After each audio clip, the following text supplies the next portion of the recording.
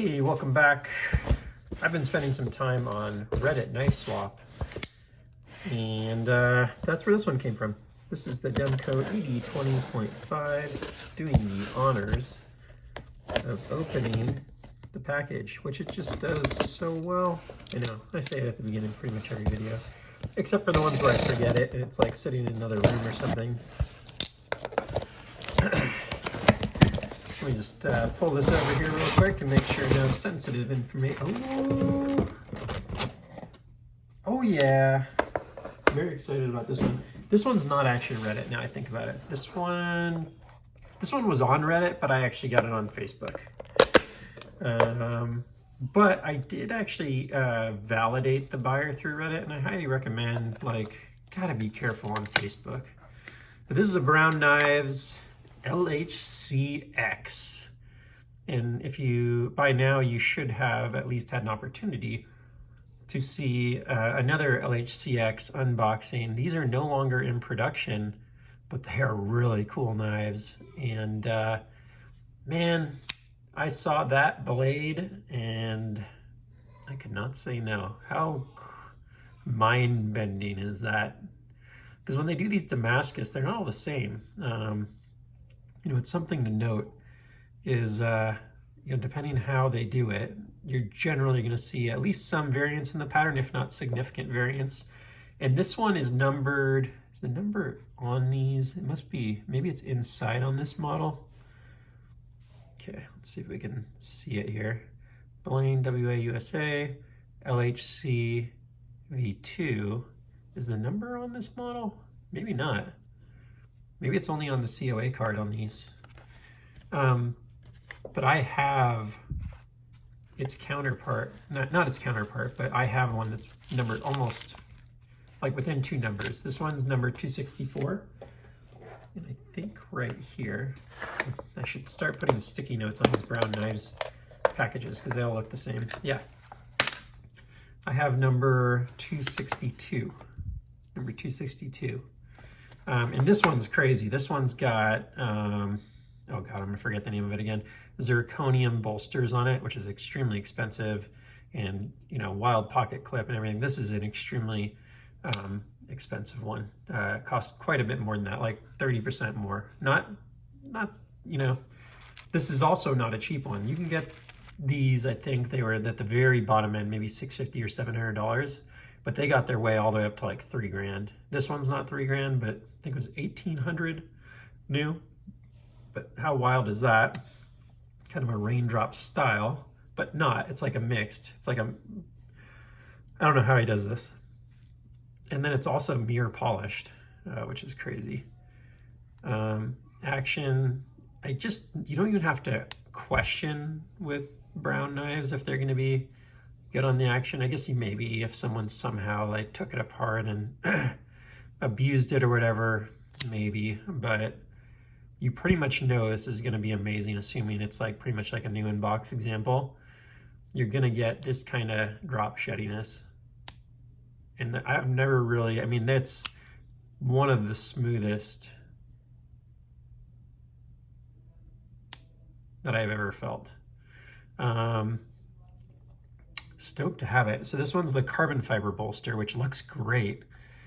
Cool thing about carbon fiber in a context like this is it looks very premium, but it's not that expensive. So this one was a like new price of $1,200, whereas the other one here was a new price of $1,800.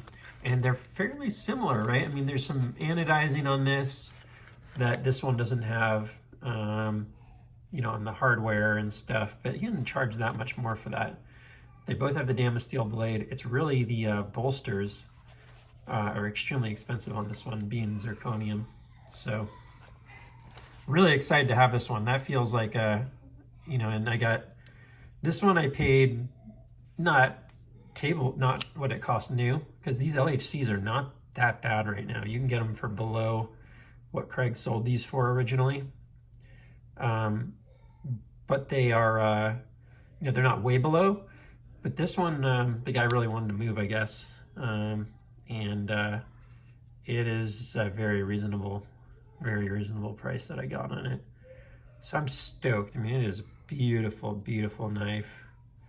And this one I'm just like definitely afraid. Every time it's out in the open, I just want to close the box and put it away. Like, it's precious. So let's go ahead and do it.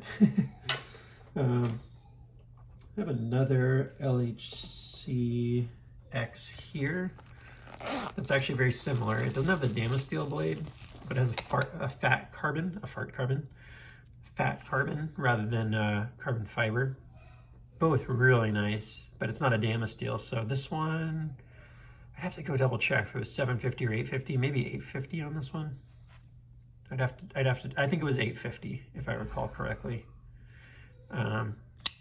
This one has the ano on the hardware in here, but it has you know, nothing on the pocket clip or the back spacer. And again, no surprise here. To anyone that's seen one of these knives, you just have insane action. So really excited with the trio. I don't really seek these out too much, to be honest. Like, they're great, but they're not like my top choice, if you will. But man, when they come around and you see them and you just realize what you'd be getting, it's a piece of art. I mean, that's what I can say about Craig Brown's work, is that he puts out artwork in his knives. And they are, I'm pulling it back out. Watch me regret this, but I just can't not have the three of these out here together. It's too cool. You know, he just does really, really nice work on these things. So let's zoom in a little bit, get a little bit of a different angle, and just appreciate a little bit of what he's done here. We'll go ahead and flip it over as well. These two have the plain pocket clip. There's actually a textured version that he did on the Cortex that's really cool. And don't know if I saw that ever on the LHC, but the Cortex one that I have does have a really nice textured pocket clip on it that I really enjoy. So yeah, you know, it's flippers are interesting. I like them a lot, but they're not like my go-to choice for deployment, but I do like them. Like, I think they're very functional. They do a good job. And obviously on this knife, it's only when you're deploying it, not when you're putting it away, because it does have one of my favorite, here, we should use the one that we unboxed. One of my favorite locks, which is sorry, I was just looking at it and making sure I wasn't crazy. An inset liner lock, where you have a bolster that goes on the outside of it. Inset, did I say inset liner? I meant inset frame lock. And he just does a really nice job of it. So, whew, really cool knife. Really, really cool knife. Go back out a little bit here so we have room.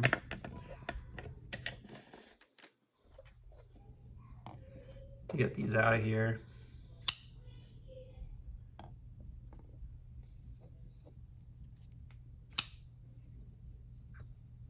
Those are wild, beautiful knives.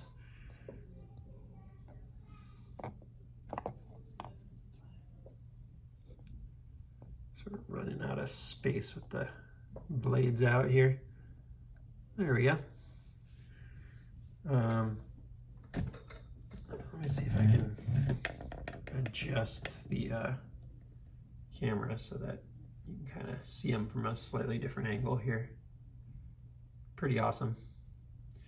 That's it for now. Just a really, really nice knife. One to have an eye out for us if you're either a collector or just someone that wants something very premium, but you're not looking to break the bank. These are not terrible in the secondary market right now, and you're really getting a very premium knife. So if you're into flippers and or just the styling and or the maker, maybe you're not having so much luck finding an FSD at a reasonable price. It's totally different knife, don't get me wrong. The appeal of it is very different, but it is a piece of knife art. So hope that helps, and hope you enjoyed it, and we will see you on the next one. Please like, subscribe, really would help, and take care.